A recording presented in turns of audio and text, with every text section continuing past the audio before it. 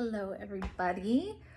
This is episode 9. We are going to talk about choices. So, the first time that I let someone outside of my family or friends know that I had bipolar was a landscaper that was helping my mom because she was selling her house. So, one of the things I love to do is to help her. If she guts a house, she needs new everything, then I want to pick out all the products from tile, to countertops, and then we would finish that project. This specific project, she decided she was going to make choices about the landscaping without me. So she cut down mature fruit trees instead of allowing someone else to come in and possibly bring them back to life. She also got rid of all the grass in both the backyard and also the front yard, which is very expensive to replace. She went and got a cat and did all of that work. So now she had to hire a landscaper to help her with the front yard. This landscaper happened to be a minister as well.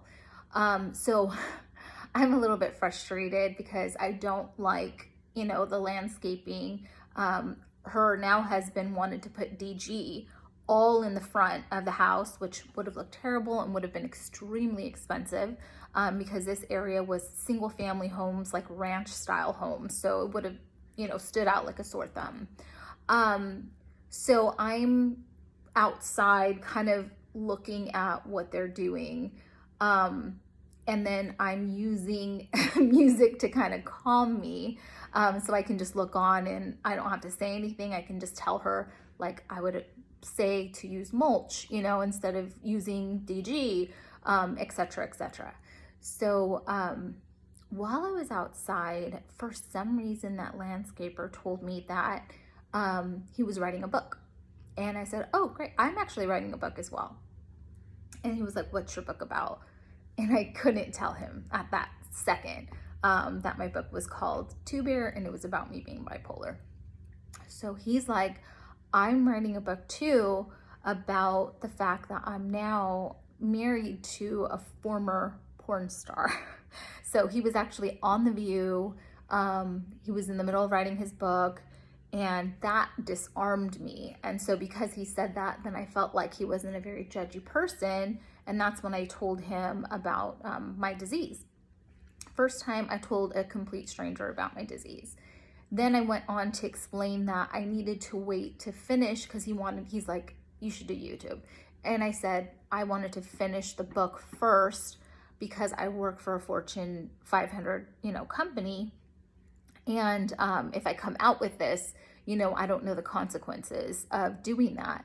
And I don't know if it's just going to be like 15 minutes of fame and then you go back to your work and then now you just, blew up your life. And you don't know how you're going to be discriminated against. I was never a just do my job agent because I was in sales for 17 and a half years. But I learned from Lean Six Sigma early on that there's a communication break between the CEO and the bottom of the barrel employee, and it stops at about the gut. So my aunt, being a CEO of a bank, I realized that I wasn't chosen for that job. The job that I was chosen from was to work from the bottom to the gut.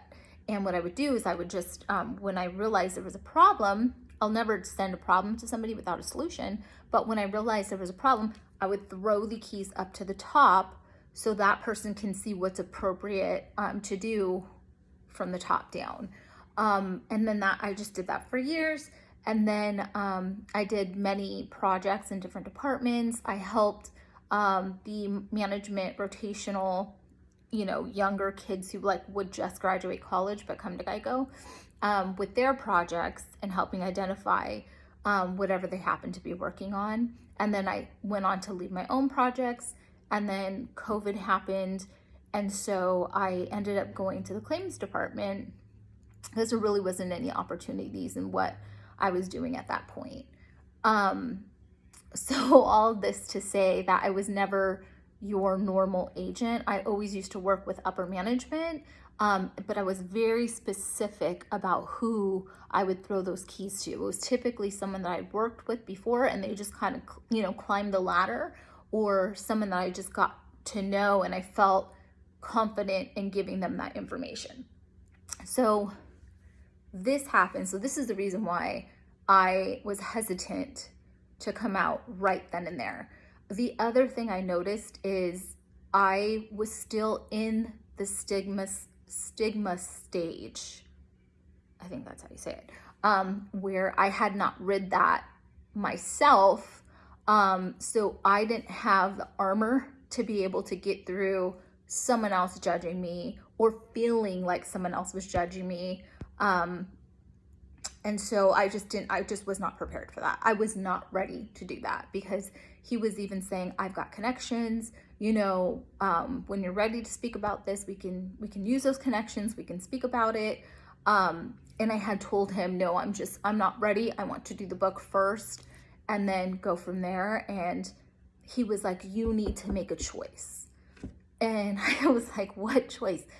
You need to either come out with it and whatever happens artistically, or, occupationally, professionally, when it comes to whatever happens down the line, or you need to stick with being, a part of your career that you've already built.